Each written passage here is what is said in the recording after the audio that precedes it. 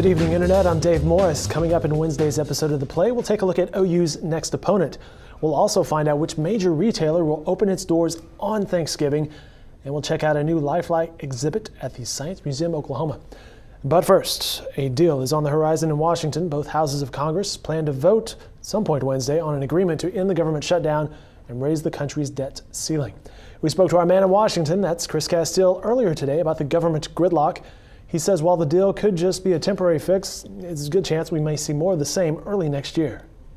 Past is prologue. We're going to run right up against this. A government shutdown in January, a debt ceiling crisis in February.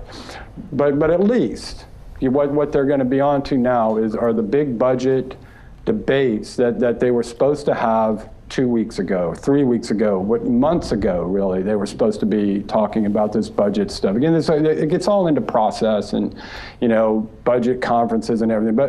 But here's the deal about this. The Republicans are not going to get the Ryan budget, what's called the Ryan budget, the Paul Ryan budget. They're not going to privatize Medicare. It ain't happening.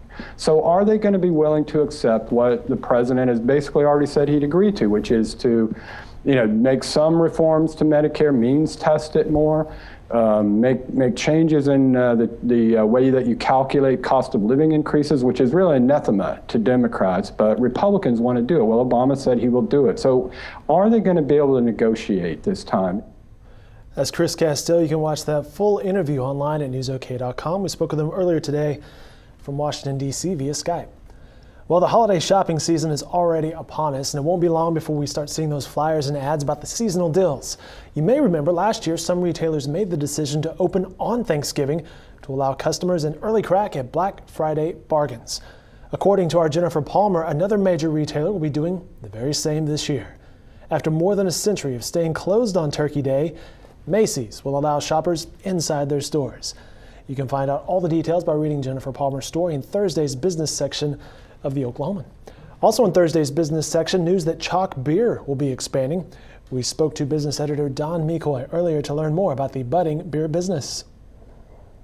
Chalk Beer Company has bought some equipment from an Atlanta company that allows them to expand their capacity. They've needed to do that because their beer is getting more popular, but also because they contract with a Tulsa company, allow them to come in and use their equipment.